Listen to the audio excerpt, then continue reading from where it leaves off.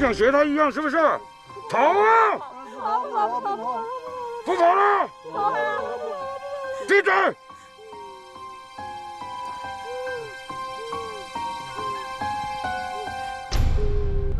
电话哥，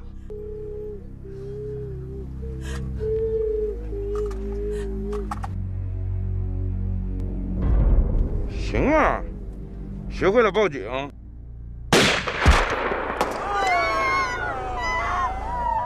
把他们带走！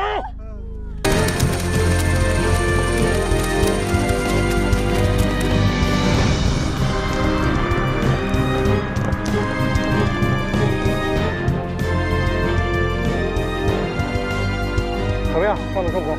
哎，老婆，你们呢？好吗？没事吧？哎。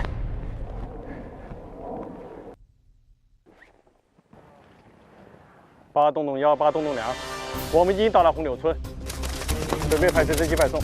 特战队员对村子周边1公里范围内进行了清理，没有发现可疑人员。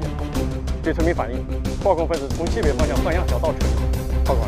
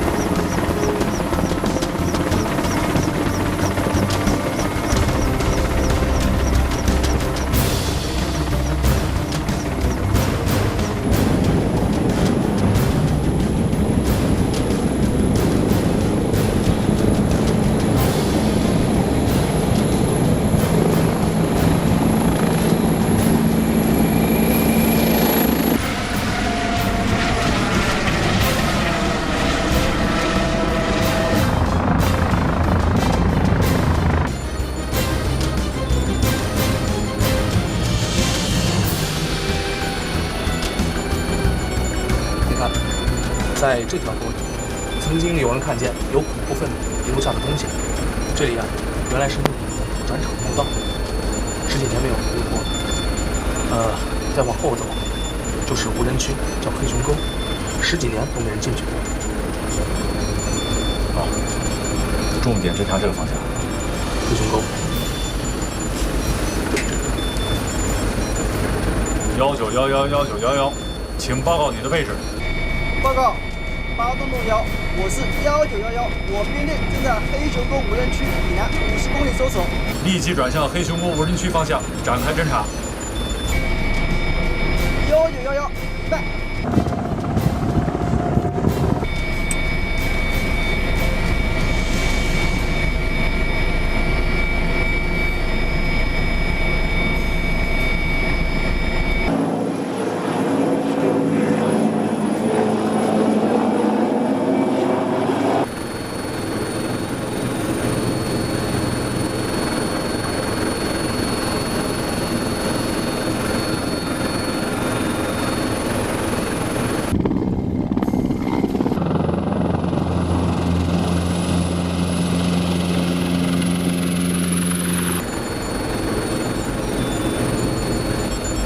拐洞1，拐洞1，1911侦查编队报告，现在已进入黑熊沟无人区展开侦查。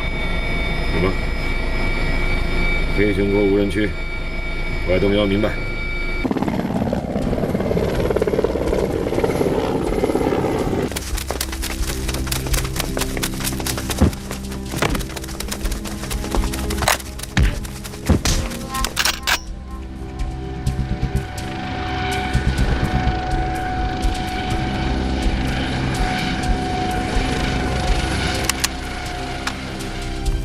找死他！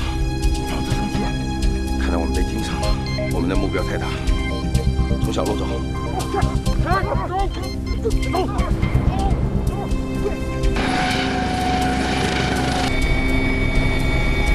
在黑熊沟无人区西部山崖上发现一支队伍，我们正在降低高度接近目标。肯定是他们。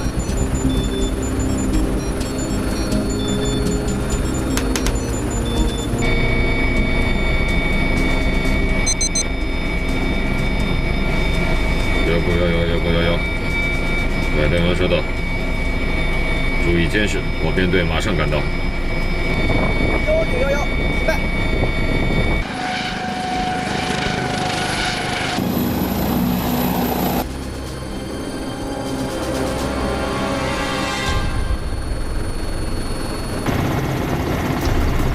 各小组注意，做好战斗准备。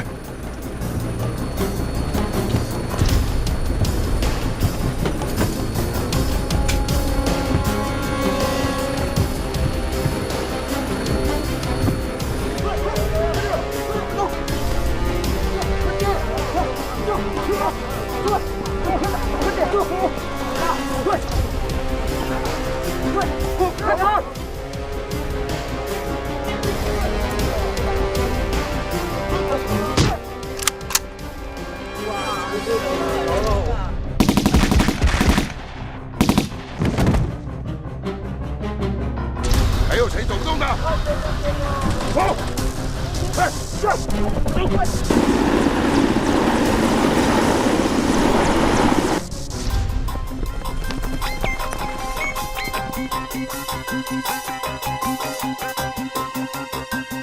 飞马队到，你带第二队从右侧保守。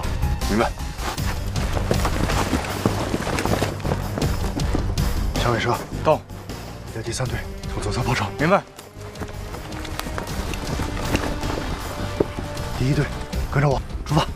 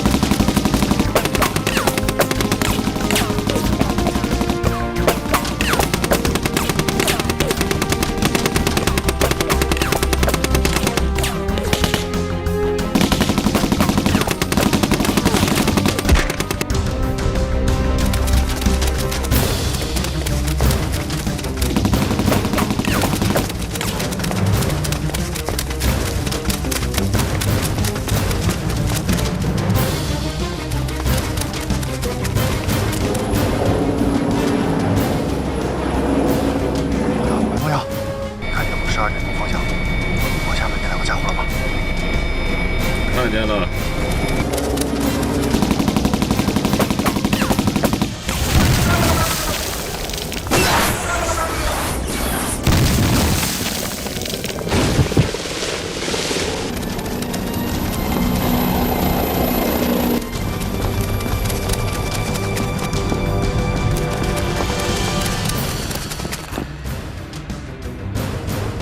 分子肯定是往这个方向去了。营长，我这里发现一爆孔分子丢弃的弹夹，他们应该是往沟里去了。明白。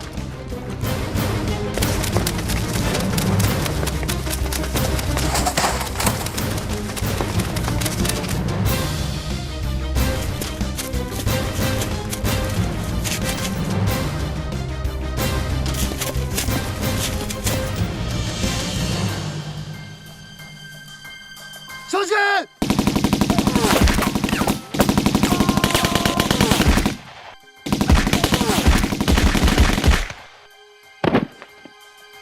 小二，小二，小二！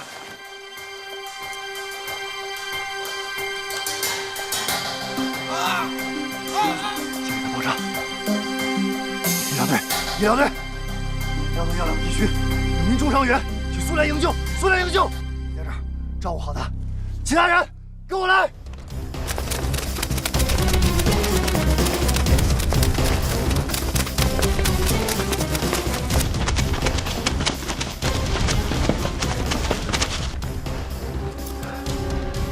老乡，老乡，老乡，报告，这里是飞毛腿，发现一名伤员，请马上派人救援。老乡，你们还有几个人在他们手里啊？几个？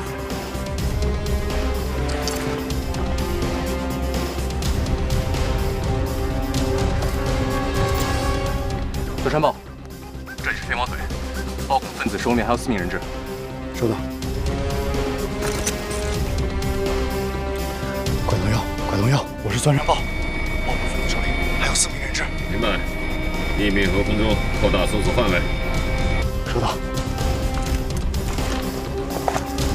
所有人注意，继续前进，扩大搜索范围。明白。你们2个留下等待救援。是。其他人跟我走。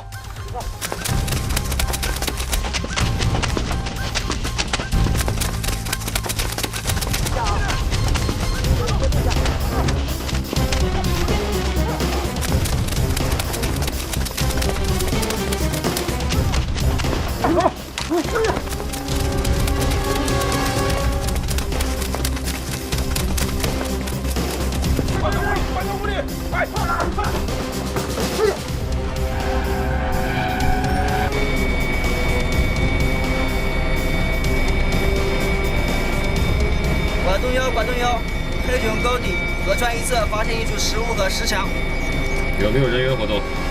没有发现人员活动。再复查一遍，打开热成像雷达，仔细搜索。明白。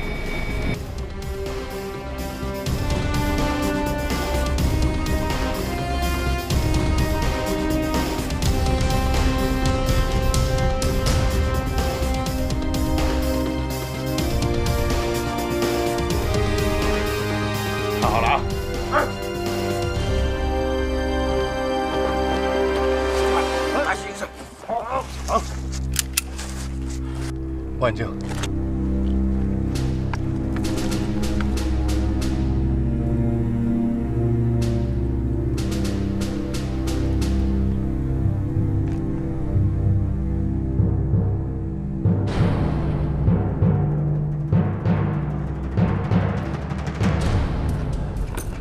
报告，这里是飞毛腿，已经发现爆孔分子，7人在屋外，1人在屋内看押人质。over。明白。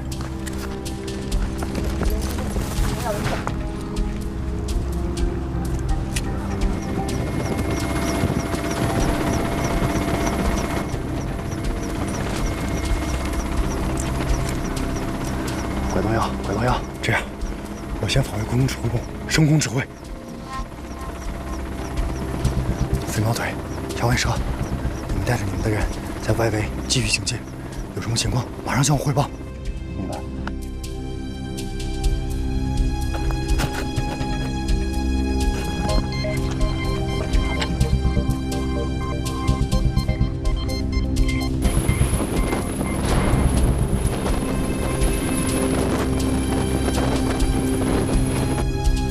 喂，长老，我是老老，我们被解放军给盯上了，还死了好多兄弟。什么？让我们等到晚上？喂喂，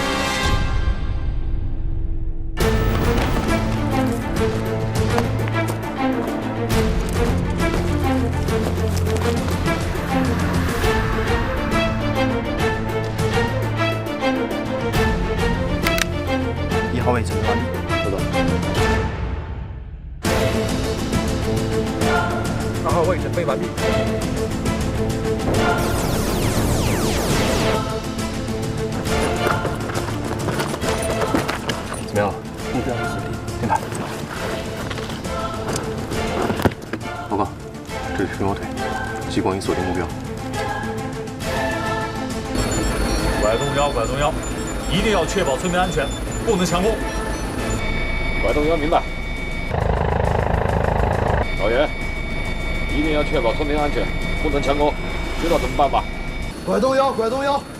攻击计划如下：第一步，狙击手先设法干掉屋内的暴恐分子；第二步，邵伟华分队用激光照射屋外矮墙处的目标；第三步，实施从远距离发起攻击；第四步，邵伟华用爆震弹和烟雾弹掩护，发起最后的冲击。马上行动。明白。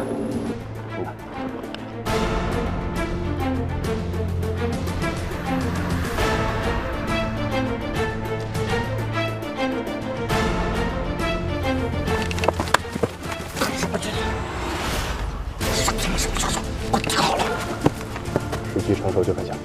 收到。收到。各机组自选目标，一个不留。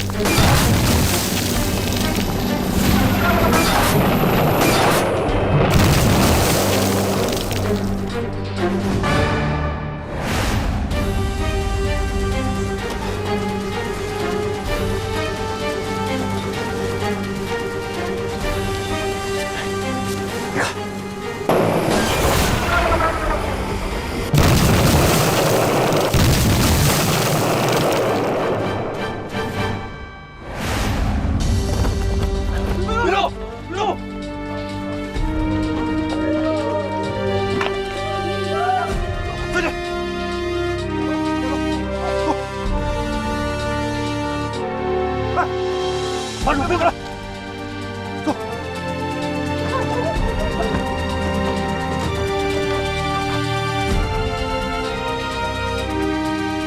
漂亮，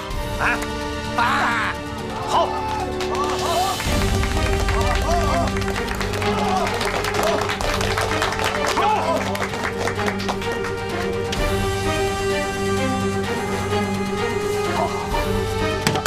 对，上。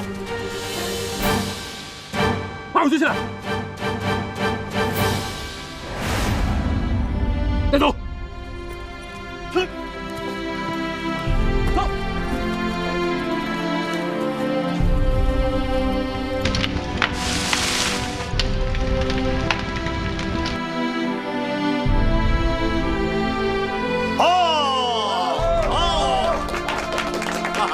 报营长，陆班长。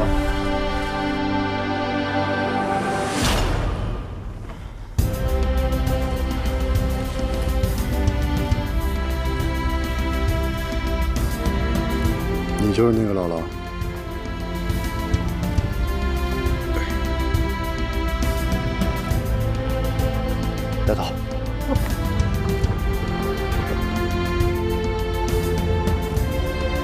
报告指挥部，报告指挥部，我是钻山豹，任务已完成，人质已救出，准备返回。成功了！成功了！祝贺你！太好了！成功了！成功了！姑娘们，我们返航！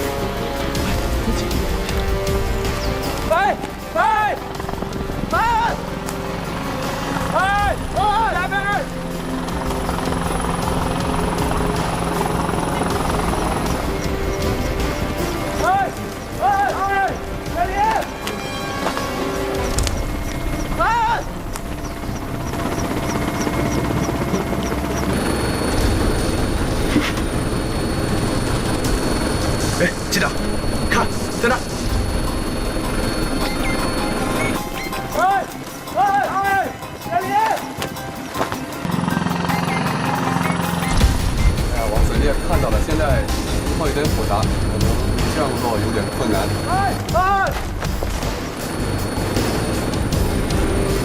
机长，我们再下降点试试看吧。好的。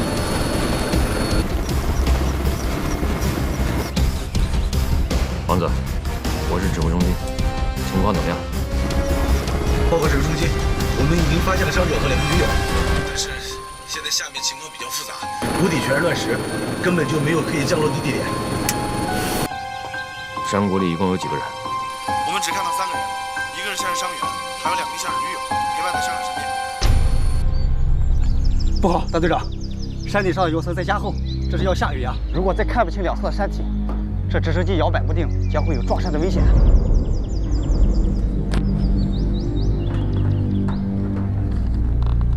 连长，我们绕后边地方再试试看吧。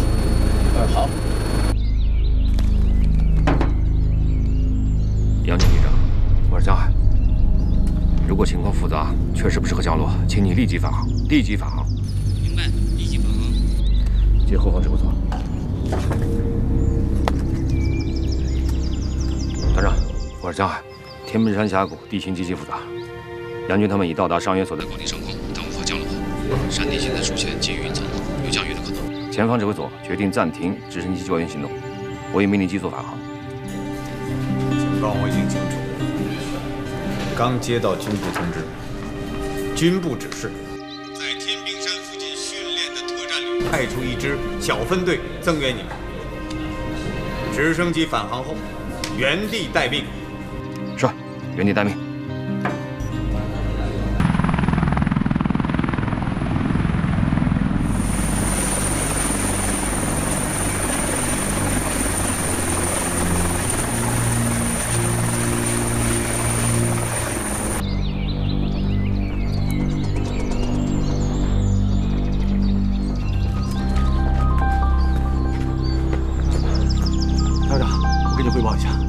沟里边连1平米的平地都没有，而且谷里面风很大。我们返航的时候，山里边都已经开始下雨了。杨军呢？他在后边，一会儿就到。过来了，先去休息。行。走。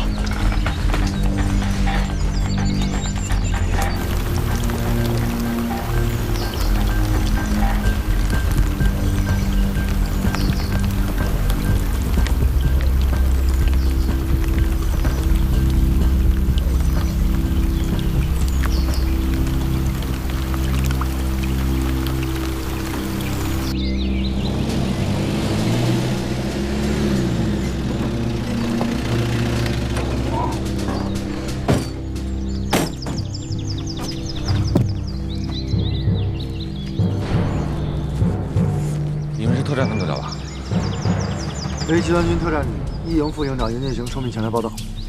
我是陆航团1大队大队长江海，你好。你好，江队长，现在什么情况？我们的直升机去峡谷侦察了，发现沟底太窄，全是乱石，直升机根本无法降落。现在沟里又下起了雨，只能放弃即降落的计划。上参谋，到。照片。来，看，这是沟底的照片。这个地方叫黑龙湾，我以前高野战训练的时候到过。如果说现在沟底正在下小雨，那么山顶就是中雨到大雨，不出1个小时，山洪就会下来，到时候伤员和驴友可就危险了。这可怎么办？好，知道。报告，大号队长，3位驴友打来电话，现在受伤的人员已经昏迷。啊！江队长，我想起来了，黑龙湾往里延伸80多米的地方有一块充气平台，直升机可以降落吗？急降恐怕不行。哎，但是如果把伤员转移到这块平台上，我们直升机在平台上方悬停，用绞车把伤员吊上直升机，救出人来，我觉得还是有可能的。这可能是唯一的办法了。不过，这个黑龙湾再往里去啊，两侧的峡谷可就更窄了，山风很大，对直升机的飞行和悬停都有困难。你们有把握吗？首先要考虑直升机的安全，冒险飞行不可能成功救援，应该考虑其他的救援方案。大队长，现在的地形情况还有气象条件实在不适合营救，这真要是进去了，如果遇到风切变，那是相当危险的。刚才我们在上面的时候，已经摇摆得非常厉害了。张队长，如果直升机进不去的话，那我们只能考虑徒步进山，把伤员给抬出来了。商连长到，马上通知2排，带上卫生员跑步进山，无论如何要在天黑前赶到黑龙湾，务必把伤员给我活着抬出来。记住，我们接到的任务是抢救伤员，不是搬运尸体。明白。等一下，杨队长，你什么意思？什么意思？你们陆航飞不进去，我们特种兵只能徒步把人救出来了。谁飞不进去啊？我要飞进去怎么办？师傅，好啊，我们跟你进去，你把我们锁降在沟底，我负责把伤员转移到冲击平台上。只要你们能放下吊索，我保证把伤员送上直升机。你等着。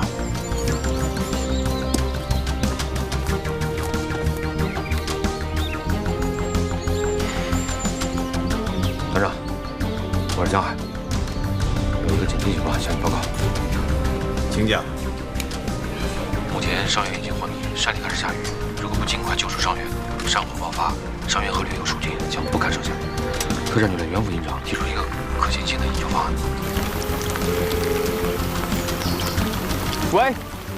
喂，求求你们想想办法吧，人快不行了。我们正在想办法，请再坚持一下。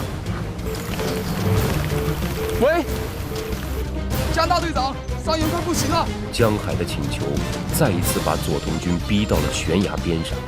作为指挥员，他十分清楚，他的决定将对他本人、对江海、对沟底下的伤员来说，都是一次不可逆转的决断。一旦失误，他将负全部责任。但左童军还是做出了自己的决定。需要营救的一共几个人？1名伤员，2名狱友。好，江海，我同意你们的方案，一定要和特战分队密切配合，齐心协力完成救援任务。团长，我有个请求。讲吧。这次进山由我来指挥，等分完这趟，我再继续停飞。如果需要，可以再延长停飞的出发时间。啊，被停飞了？为什么呀？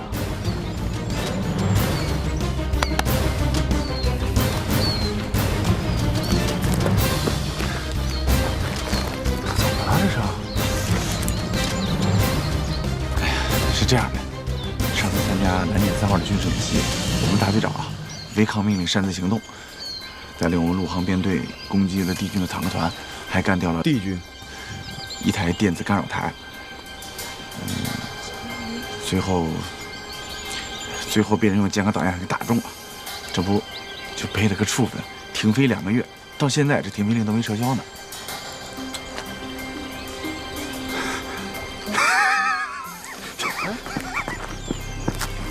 哎，原来那天被打下来的人是你啊！团长，我从来没求过你，这是我第一次，也是最后一次求你，请求你批准我假期进山。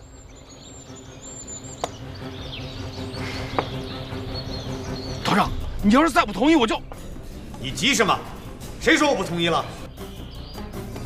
江海，到。我宣布，从现在起，暂时解除你停飞处罚2个小时，立即执行营救任务。因情况特殊，你担任临时机长，杨军为地面指挥，刘小斌负责空中瞭望，机械师为绞车手，与特战队密切协同。必须在天黑前将3名被困人员一次救出，执行吧。是。杨军机长，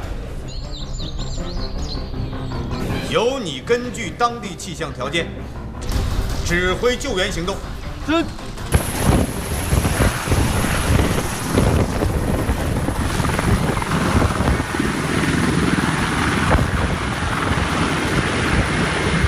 段长，你怎么能同意让江海飞呢？你担心什么？命令是我下的，有问题我负责。刘小兵不准飞吗？刚才传回来的图像你也看到了，这样复杂的情况，刘小斌飞，我能放心吗？再说，我要是不同意，你以为江海就不会？他这个处分刚被一审，我能再让他添加一个违抗命令的处分吗？因此你就顺水推舟。我只能因势利导，有期授权，等他回来再说。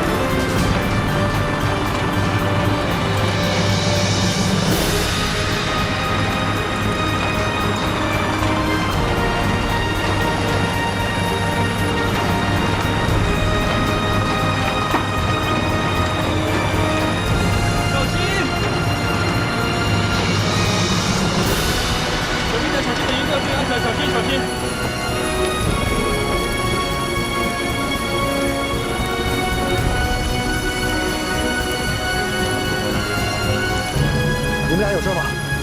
可以走吗？照顾好他。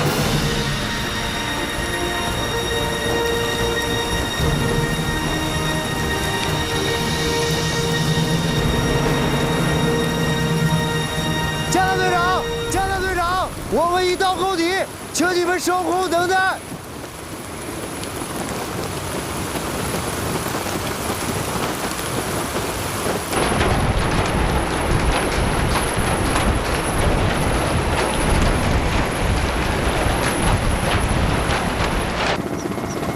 怎么样？没事吧？这样，你们俩还能走吧？好，我来背着他，把他转移到那块平台，好吧？走。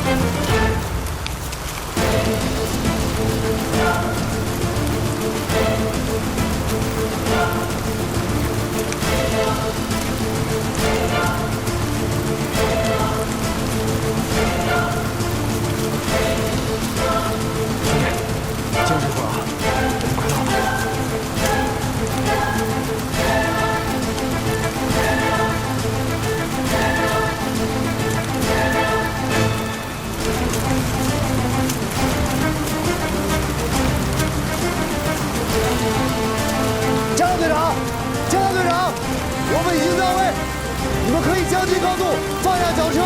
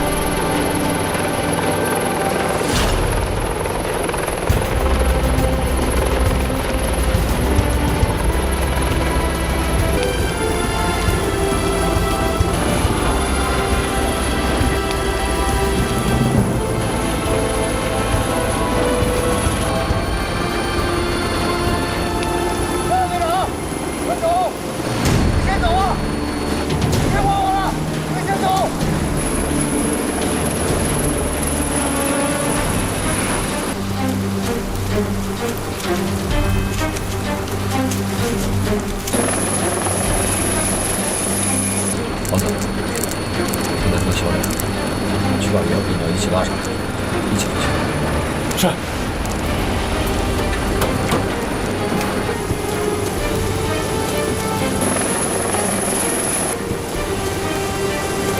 你们怎么回来了？谁也走不了了，快走！走啊！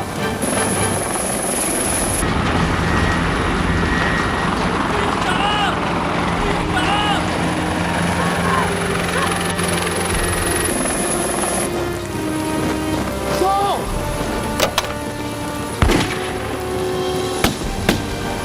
快走！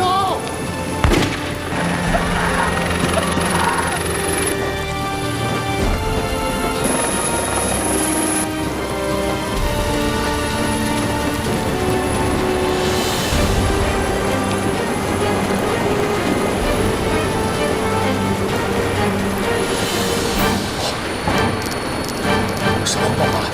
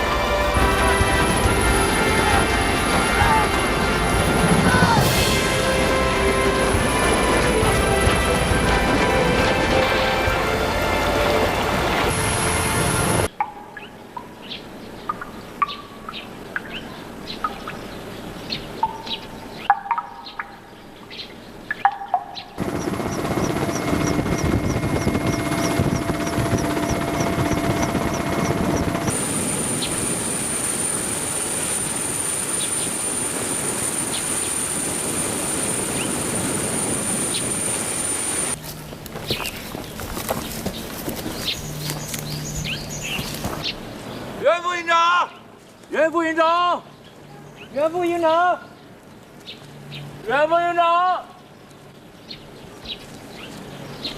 袁副营长，袁副营长，袁副营长，袁副营长，袁副营长，袁副营长，袁副营长。袁副营长，先不让担架上，别动，让他也恢复一会儿。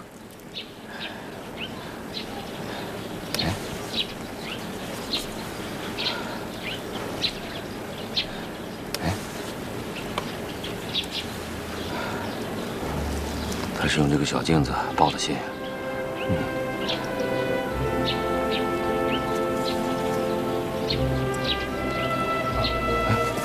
袁副营长，你醒了？江大队长，哎，是我。又见面了。机长，我是吴征队长，伤员找到了，正在恢复。袁副营长，你感觉怎么样？没事，我没受什么伤，就是太累了。先吃点巧克力，恢复一下体力啊。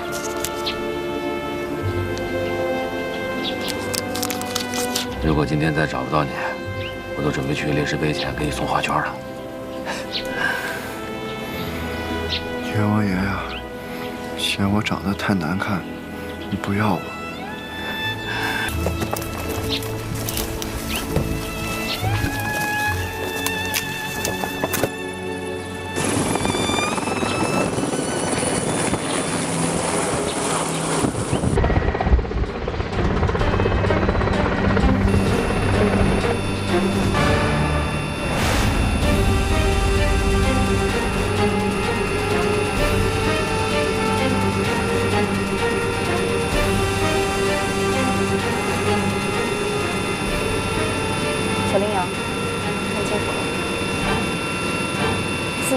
高地北侧步战车15台，向南运动。坐标908-420。报告机长，数据传输完毕。明白。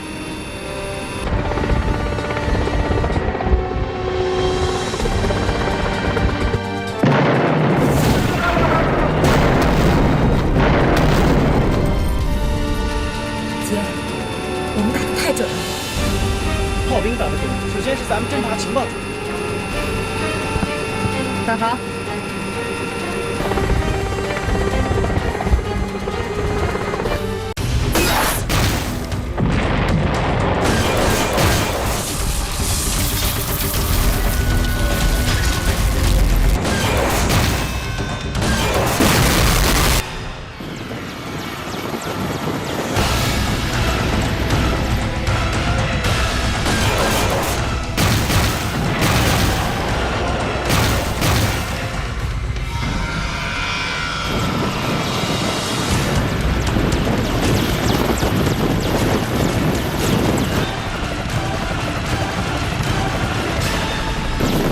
332报告指挥部9号机战场地旋地烟火，无法降落。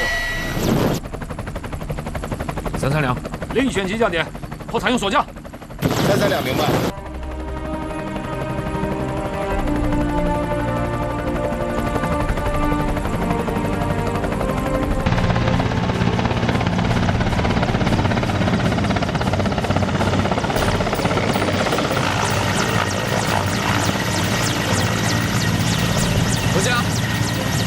回家，急降是不可能了，只能滑降。好的，明白。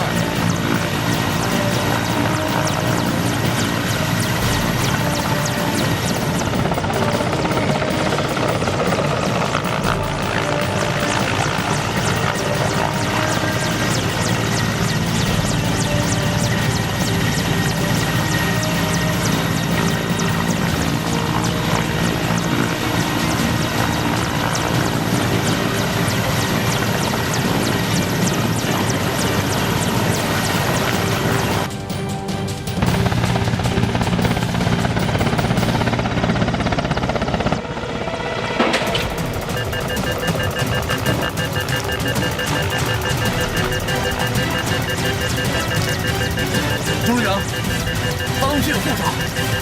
别慌，我来操作，你让他们加快速度，快下，全都下去。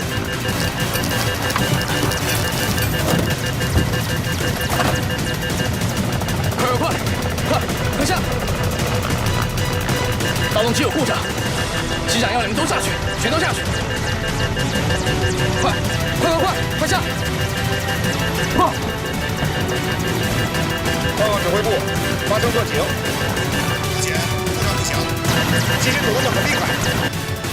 332，有没有可以迫降的地方？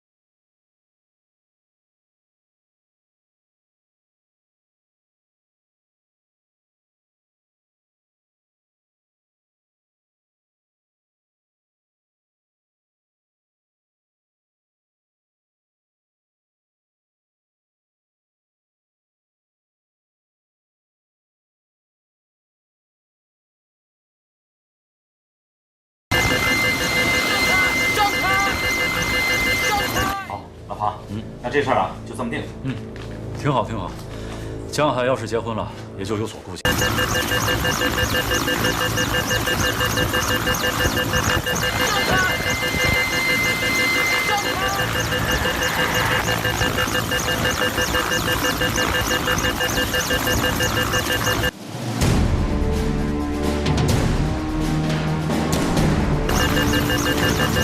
北洋，前面有条水面，我马上靠过去，你往下跳。老庞，航，咱俩啊到战术训练场去看一看。第一天地空协同合练，我还真有点不放心。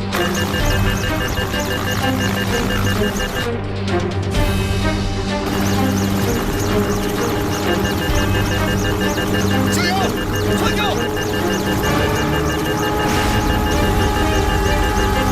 传球！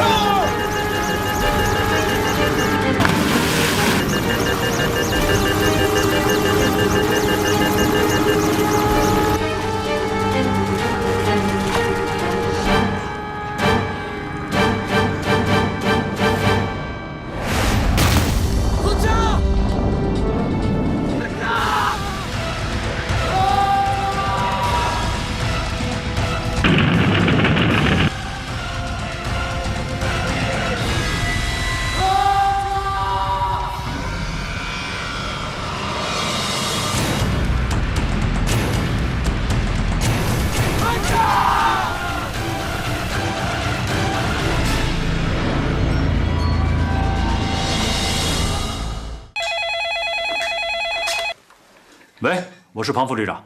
哦，战术训练场。你说什么？一架米1管要摔了？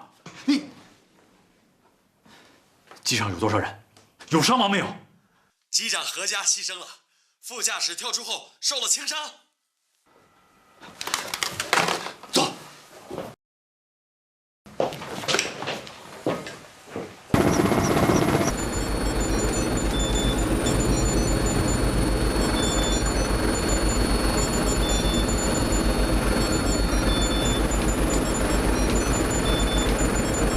换敏机长，换敏机长，进入下一个科目。飞3号航线。明白。陆空2000，陆空2000，听到请回答。我是陆空2000，我是陆空2000，正在执行3号训练科目。陆空2000，不是塔台。今天任务取消，请你们立即返航。今天任务取消，请你们立即返航。陆空2000，明白。换敏。 刚接到塔台通知，要求我们立即返航。刚飞了一个科目，怎么叫返航了？什么情况？我不太清楚。立即返航吧。是。返航。姐，不会出什么事儿了吧？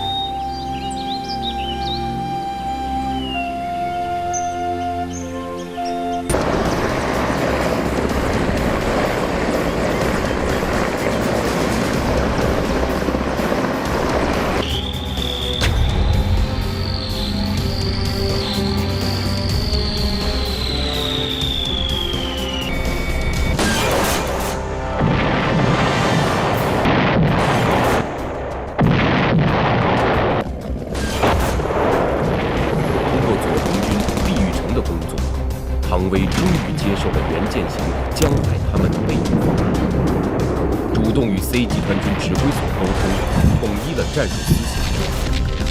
C 集团军指挥所把备用方案实施的指挥权交给了陆军一团。也正是这一仗的胜利，一举改变了 Z 集团军在战场上的被动局势。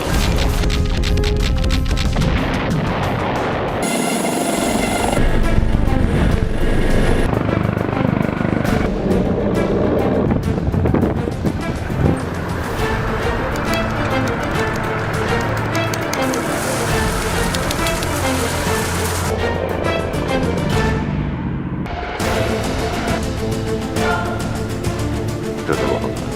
报告，赵司令、侯部长，各部队已经进入指定区域，战斗马上开始。少长们是不是到导演部看？到。注意，只攻击突前目标，达到组织目的即可返航。明白。明白，疯子明白。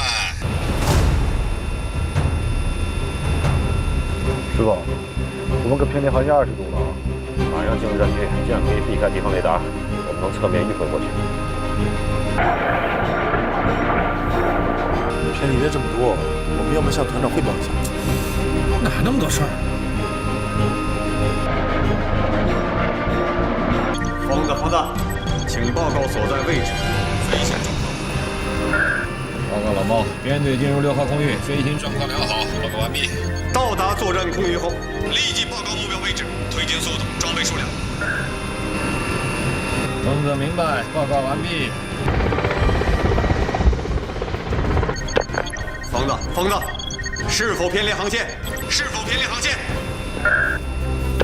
你马上校正航向！你听到了没有？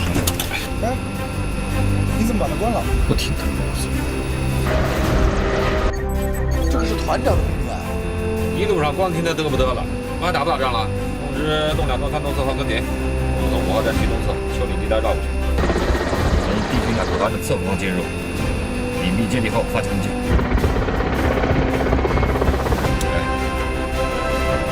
从后方进入，既有欺骗性，又有突然性。就算被发现了，他们停车应战，来不及。主管，你就别疯了，阶段和指挥部的联络，到时候团长应该给你急了。哎呀，到时候你就跟他这么说。又是我说，是爷们你就得敢担当，是我徒弟你就得跟师傅打配合，明白吗？明白。不就是这次行动的团长吗？这怎么说话？你得这么跟他说，你得说我们是进入战区了。怕被敌方侦听，所以暂时关闭了通信系统。我还不你说的没错。听你的。东2、东3、东4，保持面对队形。江海他们现在到什么位置？已穿越6号空域，马上到交战区。只要江海他们能够阻滞敌军推进速度，伏击兵力就可以全部部署到位。这次我们是4架直9双主双击编队，武器配备是真打合一。从目前江海的状态，完成任务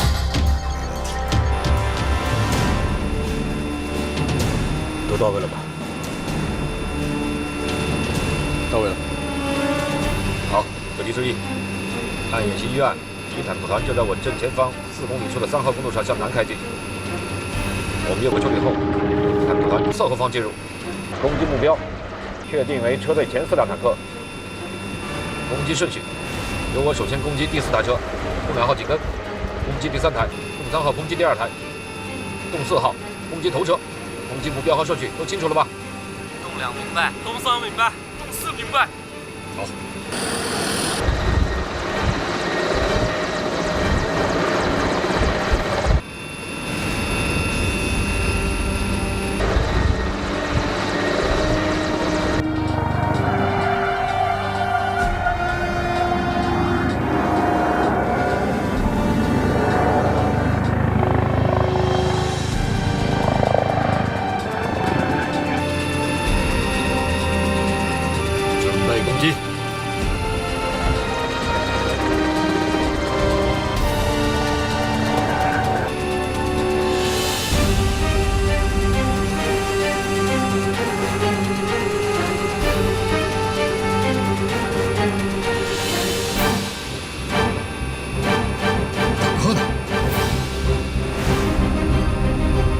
雷达眼力目标显示，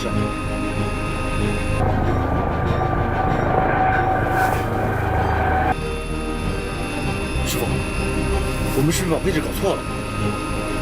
没错，是3号公路。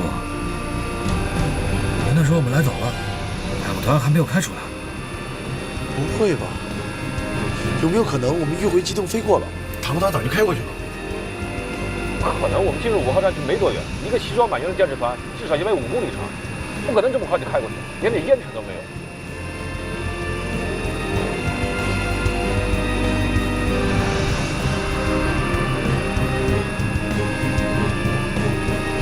要你这么说，他们推迟了出发时间，这倒是有可能。哎，地军坦克团团长叫古霞，知道吗？倒是有所耳闻。说他是战区最牛的坦克团团长，他好像有个什么外号吧？马拉多纳，这不是阿根廷著名的足球明星吗？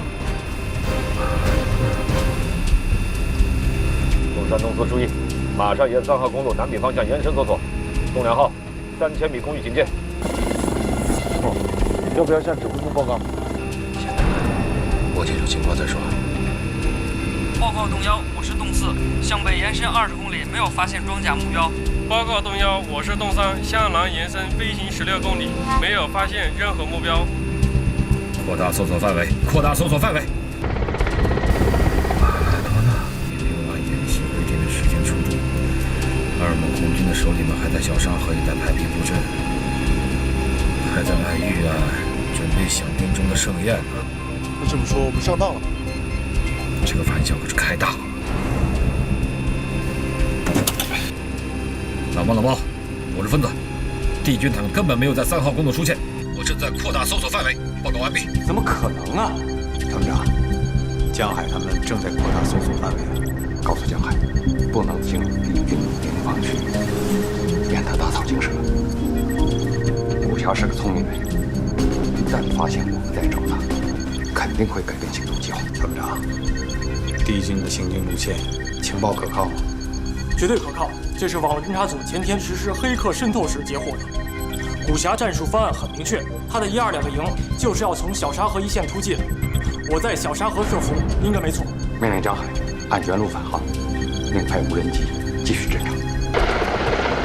疯子，指挥部命令你编队，立即按原路返航。返航？为什么？执行命令，立即返航。东子明白。通知东3、东4向我们靠拢。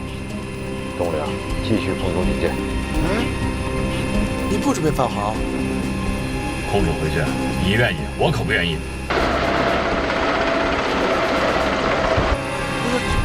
这是命令啊！命令当然要执行，但也得看怎么执行。盲目的执行，还是极其灵活的、有创意的执行？走，说不过来。放心吧，早晚是要返航的啊！交给你了啊！看见下面那个岔路口了吗？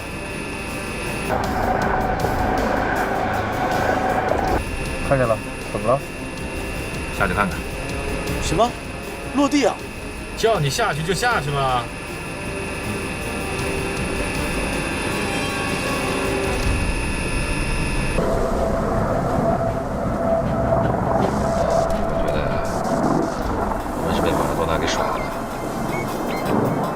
武侠起了这么个外号，是从地级探军内部流传出来的。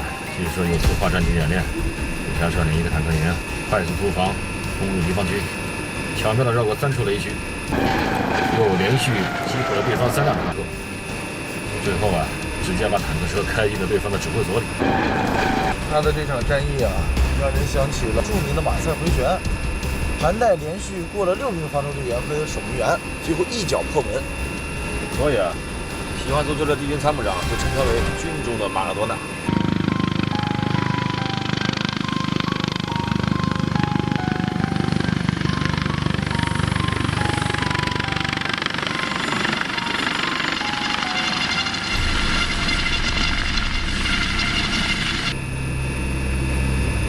好了，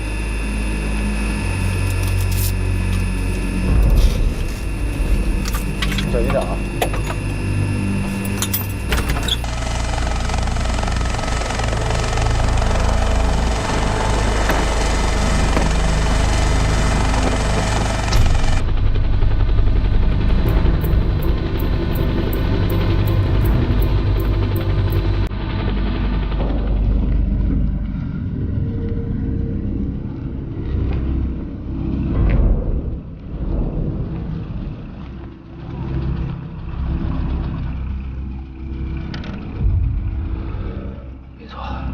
坦克旅队。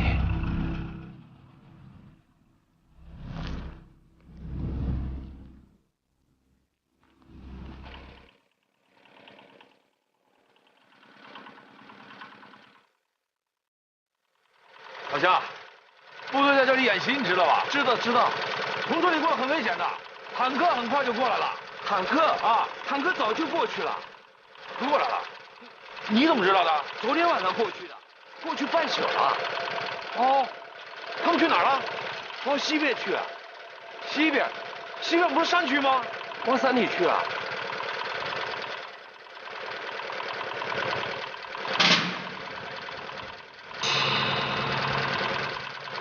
谢谢哈。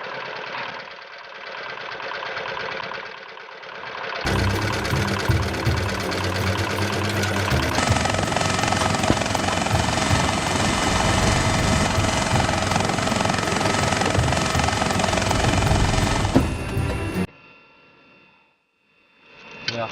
有什么发现没有？什么话头？坦克昨儿晚上就过去了，进了西部山区。进山？地图。你看，从这个岔路口往西，确实有一条通往山区的公路。马尔多肯定是进山了。他进山干什么？这条路啊，有可能通向我军的后方。我怀疑他要偷袭我们的后勤基地。那要是这样，可就麻烦了。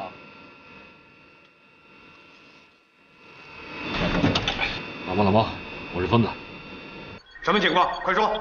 怀疑啊，地局在跟我们耍滑头。不要怀疑，要说依据。他可能走西部山区小路，绕到我们后面去了，要在我们后方实施突袭。你这么肯定？这是一个很危险的行动。我建议啊，情况还不清楚，你建议什么？我看见3号公路上有坦克履带印，我还听老百姓说，昨天晚上有坦克开过。请指挥部马上调整部署，最好放弃伏击计划。参谋长，江海他们发现一个新情况：3号公路发现坦克履带印，他怀疑古霞的部队已经转向西部山区。古霞要走西部山路？胡扯！那么窄的路，能过坦克吗？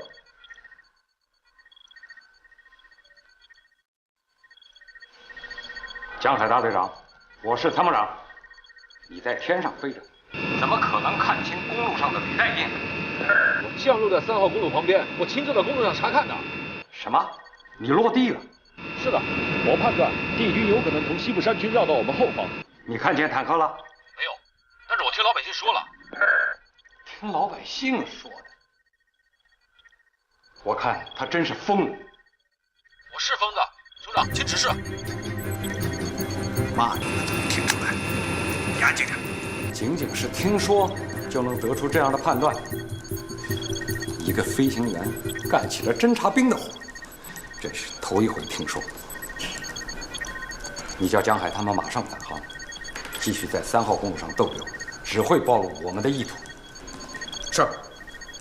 疯子，请你按原路返航，听见请回答。疯子明白。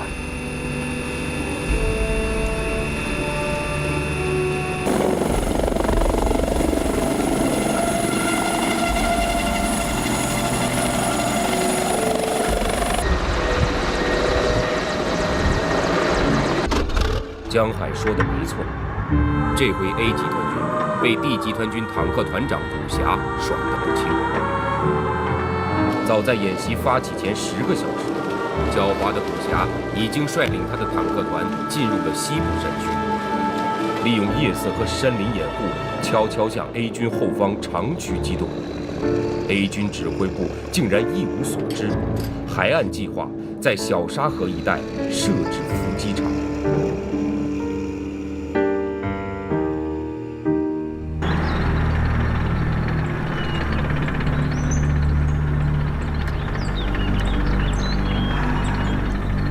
团长，来口水吧。团长，什么规定不让喝酒？你尝尝。有规定？你尝尝就是了，看把你吓。没味儿，这不就是水吗？这是我自己勾兑的矿泉蒙岛甲双2锅头，怎么样？够劲吧？团长，什么意思？酒不喝了，但状态不能没有。矿泉水喝出酒的感觉，这就是境界。离山口还有多远？报告，还有35公里。怪不得前2天你让咱们的工兵营伪装成当地施工队进山来修路，就是为了从这儿绕到 A 集团军的背后，给他来个出其不意。通知部队，立刻不停地给我看守山口。是。团长，放舷门导读。走。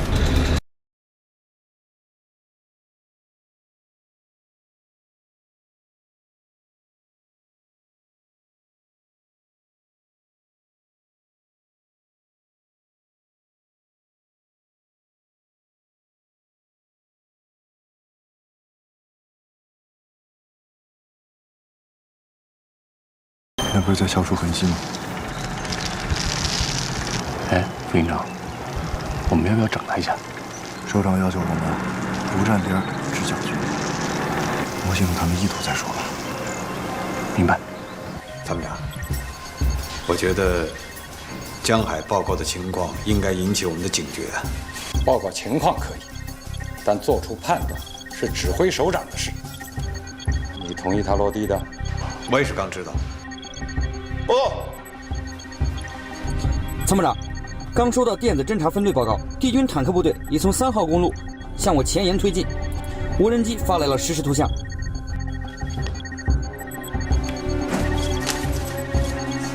通知小沙河指挥所，做好战斗准备。是。左团长，看到了吗？4架直升机兜了那么大一圈，居然连1辆坦克都没发现，还得下来问老百姓。无人机一趟，连视频都发回来了。江海他脑子是不是进水了？师傅，指挥部说的也有一定道理。什么屁话！你看啊，西部山区道路狭窄，重装备根本就无法通过。就算是敌军想偷袭我们，也不会选择这条道路。他们能飞过去？那你干嘛就非要怀疑国家会搞偷袭呢？战场上唯一相信的就是你自己，唯一不能排除的是对敌人的怀疑。我可不想白来一趟。按照命令返航也不算是白来一趟吧？那你告诉我，敌军坦克深夜通过3号公路岔路口，又突然神秘消失，不知去向。这个动作说明什么？我告诉你，任何隐蔽行动的背后都有不可告人的目的。我不想放弃我的判断，有继续侦查追踪的必要。李飞，师傅，我们就按照命令返航了。松手！师傅，你不要再违抗命令了。我是机长，我担当。松手！东阳，什么情况？东阳，什么情况？我命令你松手！松手！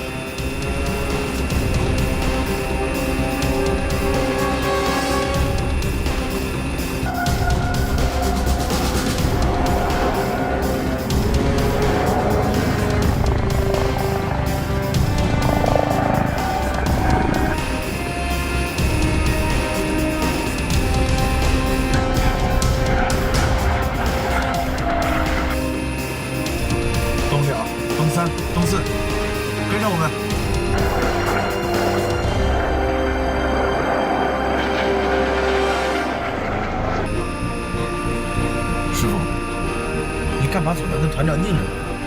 这不就是个演习吗？你给我闭嘴！演习就是为了打仗，打起仗来，什么情况都会发生。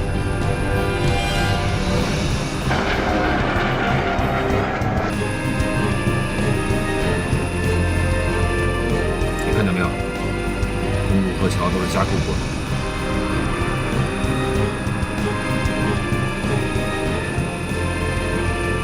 树上落满了尘土，这就是坦克开过的痕迹。通知编队减速，我们翻过山梁，沿另一侧飞。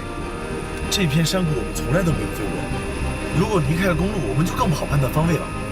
我们如果继续沿公路飞，很有可能会遇上敌军坦克。你注意看，这里还有一条平行的山路。我们如果沿这里飞过去，有可能会更加隐蔽的接敌。动2、动3、动4注意！控制飞行速度，保持前后距离，跟随动腰，翻越山脊，沿右侧山脊隐蔽接敌。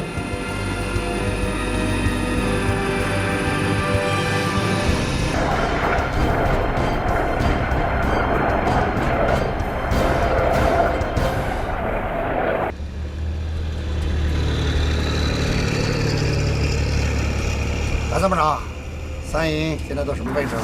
不出意外的话，应该过了3盘路口，大概再有1个小时就可以进入小沙河村附近。前两句黑客一进来，我就知道呀，他们在谋我们的主。既然主动上门，这人情我能不送吗？马上就要出山谷了，三营的佯攻任务还按照原计划行动，按计划执行。告诉三营长，不要有丝毫的犹豫。阿西啊，有眼睛，把黑军主力吸引过去，就算完成任务。我们一定要坚信，只有用三营备歼的巨大代价，才能换取我们长途奔袭的成功。我们的成功也将奠定敌军的最终胜利。打掉他的燃油补给，就等于切断了哀军的大动脉。军长之所以能批准我的意见，看重的呀，也正是这一点。师傅，你看，我看你们往哪儿跑！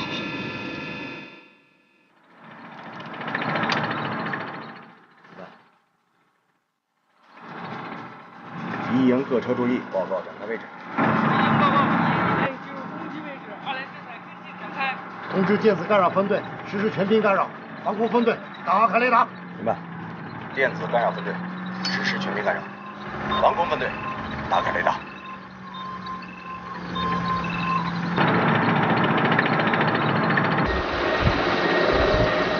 命令编队准备攻击，动摇动两，原地跃升。首先对进入攻击线的坦克实施导弹攻击，动3、动4，沿山谷南侧进入，对山谷内公路上的坦克实施火箭干扰攻击。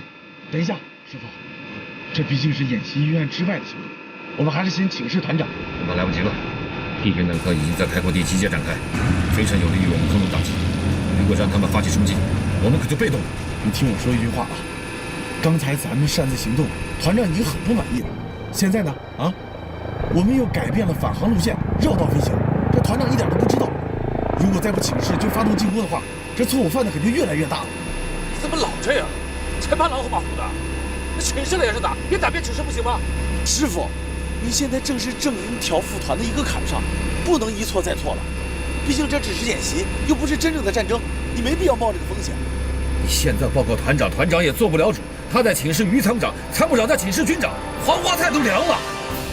我是你的副驾驶，我应该听从你的命令。可是发起进攻作战，这并不是一件小事啊。我们先报告，也算是把我们侦察到的真实情况通报给了指挥部，这对指挥部调整部署只有好处没有坏处的。师傅，只要我们报告了真实情况，我想指挥部也不会不同意的。好，报告行了吧？老毛，我是分子，老毛，有电子干扰。团长，防空分队报告，雷达发现我上空有 A 军直升机过来。直升机？对。命令2营防空掩护、地空导弹全部进入作战状态。明白。妈的，逼在挺直。命令1营1连立即发起冲击，进入有效射程，马上给我开跑。明白。1营1连，1营1连，发现目标，即刻开火！发现目标，即刻开火！还是不行啊！别折腾了，地面全屏干扰，再不打就贻误战机，后方基地就让连过端了。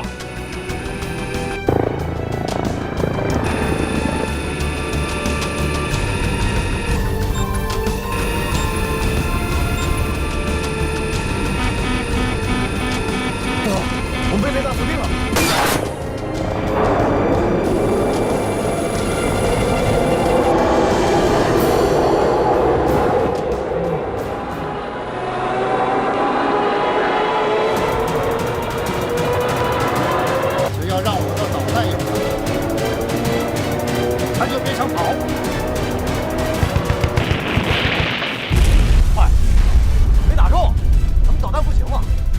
三不行，是这小子呀，飞得太刁了。哼，给我打！东阳，注意后方有一条尾巴跟上来了。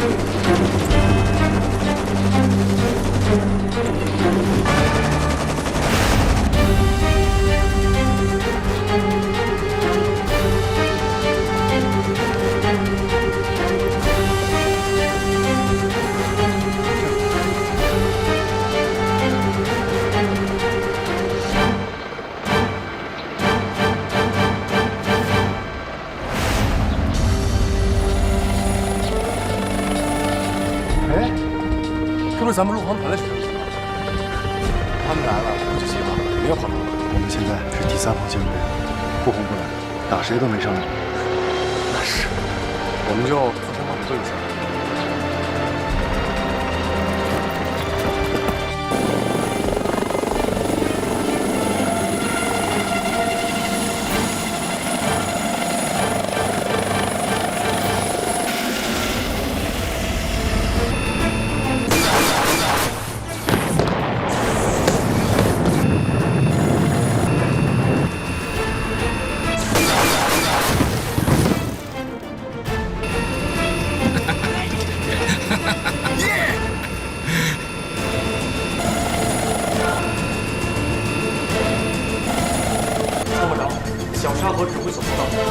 帝军坦克团只有1个连的坦克进入伏击圈，后续坦克一直在2公里外走走停停。第2架无人机侦察报告：3号公路未再发现帝军坦克主力。后勤基地报告，发现帝军坦克部队、警卫部队正在组织防御作战，请求指挥部派兵增援。难道帝军真的移回到我们后方了？参谋长，看来江海的判断力已经到了。江海现在在什么位置？受电磁干扰，一直没联络上。这么说，他没有按原路返回。直升机已经撤离。2连是否可以展开攻击？命令2连立即发起攻击。明白，明白。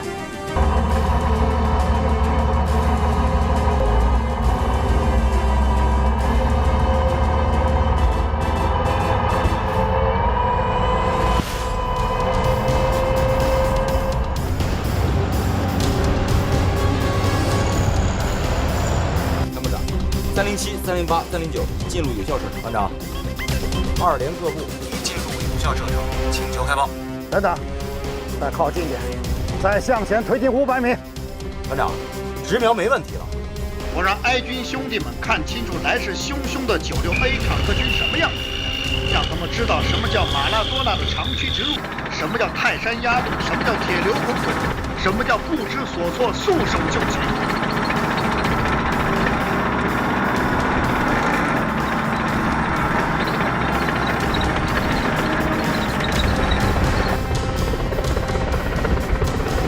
坏了，怎么又回来了？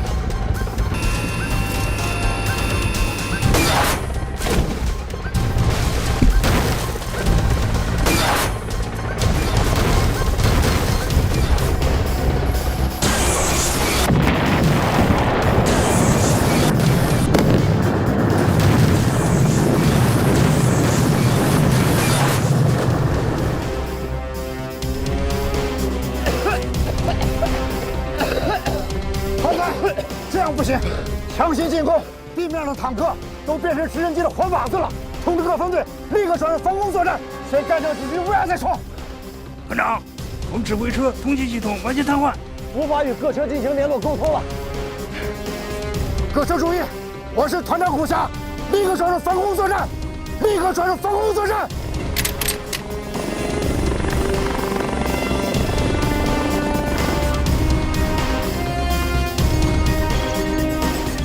是导演部刚先锋过来的。这是江海他们吗？不是他，会是谁？报告首长，这是导演部发来的战况通报。11时30分，偷袭 A 军后勤基地的D军坦克团2个营遭到 A 军武装直升机的拦截和持续导弹攻击，团指挥车被击毁，指挥系统瘫痪，多辆坦克和战车毁伤。导演部裁定，从11时40分起，D 军坦克团停止一切战斗行动，退出演习。命令前沿各部队按预定计划向各自目标发起攻击。是。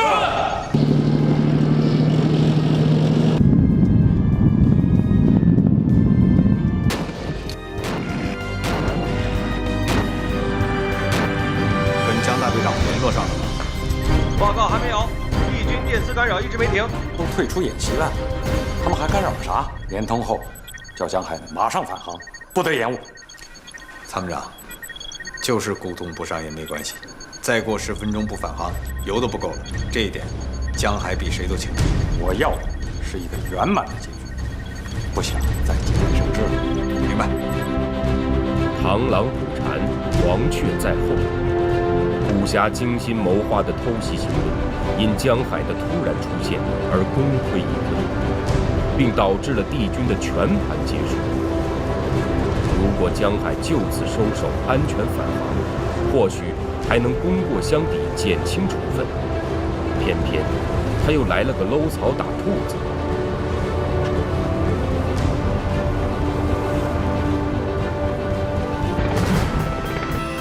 师傅，您该走了吧？好，我们走。我们可以从这儿翻过山梁，直插回去，至少可以进50公里。听你的。洞2、洞3、洞4注意，翻过山脊，沿最近航线返航。洞2明白，洞3明白，洞4明白。回家喽。哎，王子，感觉怎么样？什么怎么样？你不被团长处分就算不错了。哎，这下面是什么？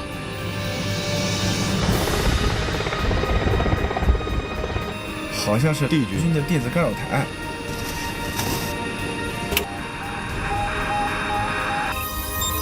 没错，干扰源就在这儿。原来他藏在这儿。干掉他！师傅，我们已经没弹了。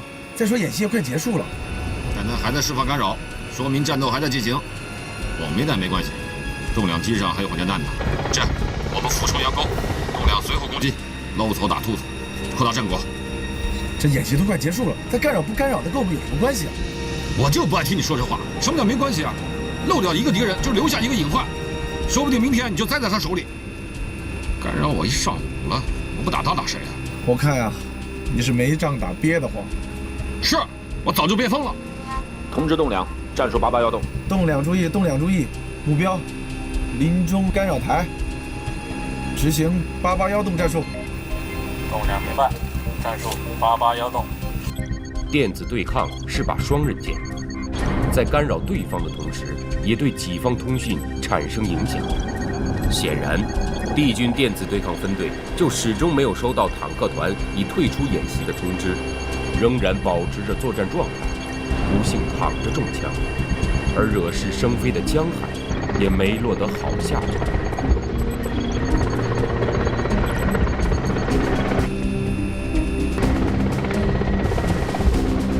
师傅，打电子干扰台的科目以前咱也没练过呀。你说的都是屁话，现在打不就是练吗？来，返航的油还够不够？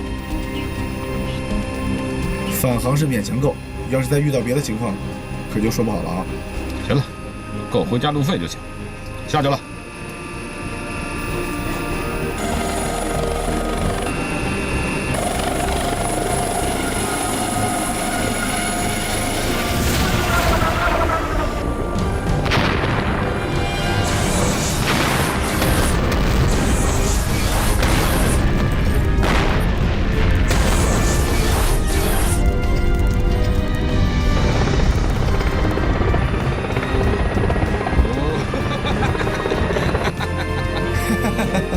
爽！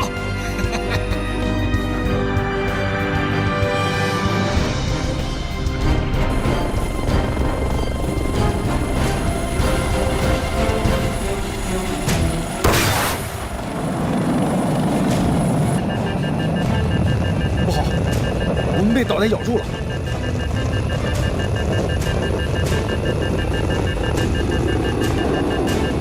看清楚没有？什么大招？好像是肩扛导弹。我靠！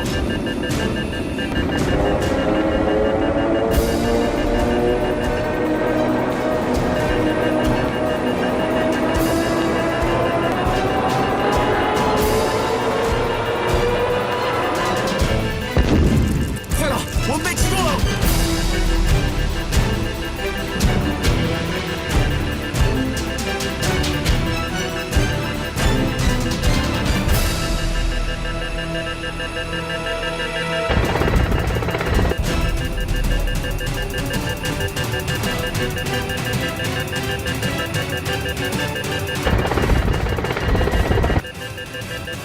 师傅，这怎么回事？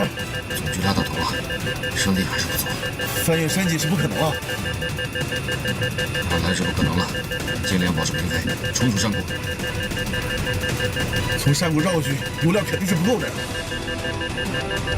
先冲出去再说。叫栋梁下来，看看怎么回事。不行，师傅，我们迫降吧。要迫降也得飞出山口迫降，不能让古侠看咱们笑话。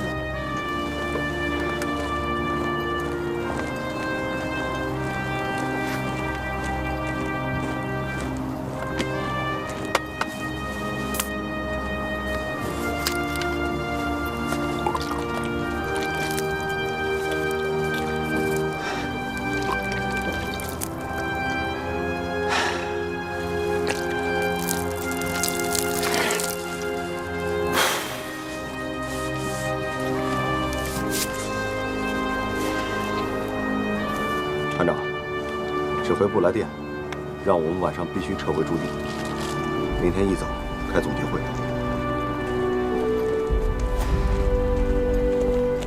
把我们败了。是的。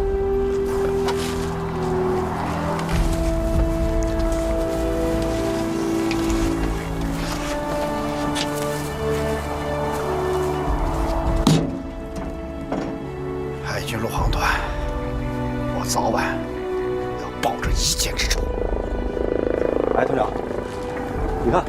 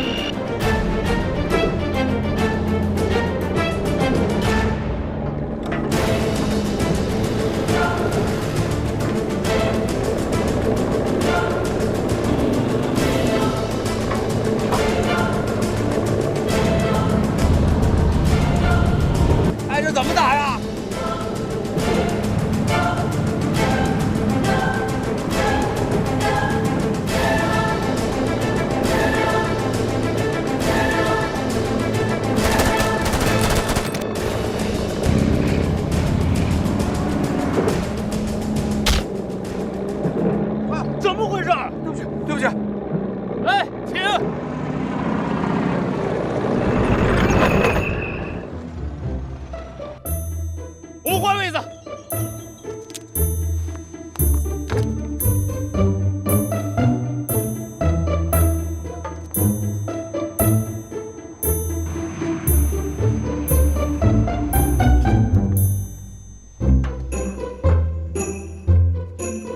我刚才不是故意的。不用跟我解释。那车老动，我怎么摇啊？笨蛋，看我的！来，准备，行动！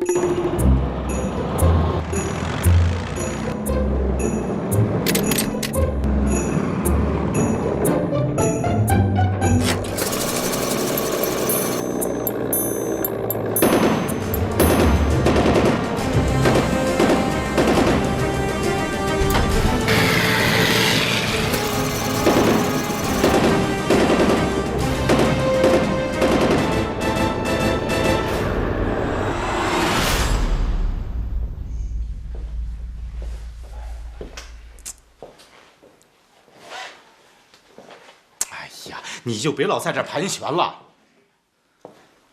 哎呀，这件事儿，我怎么好跟他谈呢？不管好说不好说，毕竟你们是同事又是熟人，你就劝他先回去。他跟江海的关系还没确定，就跑来为江海说情，这事儿传出去影响也不好。哎，江海不是打结婚报告了吗？怎么能说关系没确定？走的时候又撤了。撤了？江海撤了？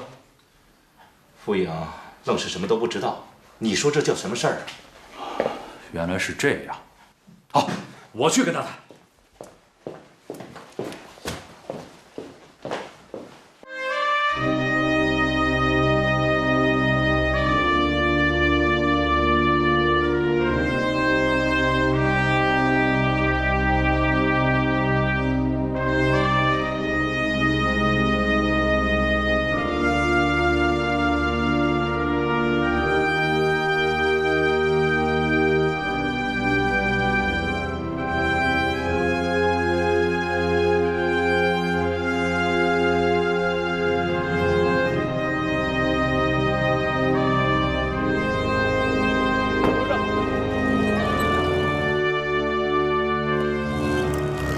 江海，我看了你的训练材料，你这技术也太臭了吧！再怎么中长旅可没法混呐！啊！我这不是向参谋长请教呢吗？我给你3个月时间，你把机械化步兵营所有的武器装备和车辆使用全部掌握，有一项不合格，由副排长降为副班长。什么？副排长、副班？副旅长，你是不是诚心报复我呀？是，我是落水的凤凰不如鸡，但也不至于当个白斩鸡啊。这是我庄家旅的规矩，谁行谁就上，谁不行就拿下。我古侠可是不讲情面的。江海，就你这个熊样，我让你当个副排长亏了你吗？啊？你给我浪费多少子弹？我告诉你，全从你工资里边扣。昨儿还好好的，今儿就翻脸了。站住！不服气是吧？我告诉你，我现在就撤了你这个副排长，你信不信？那我要是全及格了呢？要是全及格了，你来给我当参谋长。吕参谋长？没错，我庄家旅的参谋长。说了算吧。我接到的通知是，江海到了庄家旅工作，具体的工作由旅长独裁安排。目前呀，我的参谋长空缺，就这么简单。你这么大一庄家旅没参谋长啊？我自己给自己当参谋长，不行吗？好，想撤我的排副是吧？等着，3月之后，我撤了你这个参谋长。还站着干什么？开工！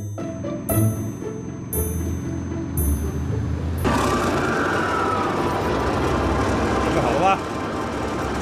能出发吗？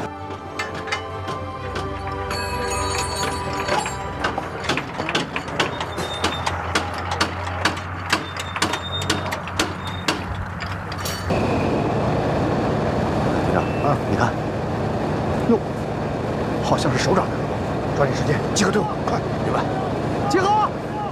集合！这个追，向前走。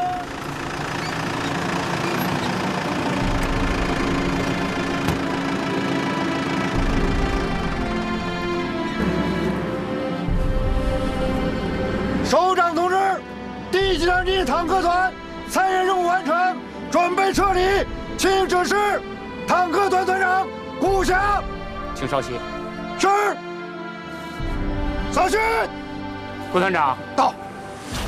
我对你们坦克团声东击西、大纵深机动战术很有兴趣，所以我要特意来你们看一看。报告首长，我们没有完成任务，我有责任。对抗演习是一种最高形式的训练，不存在着谁胜谁败，目的是练兵，练的是协同指挥，练的是战术意识，练的是创新战法。我在演习指挥中心看到了你团的战术运用全过程，从网络渗透到反渗透，从信息伪装到三营佯动。你们敢于拿出2个重装备营，实施了大规模的奔袭、大纵深的迂回穿插，胆子够大。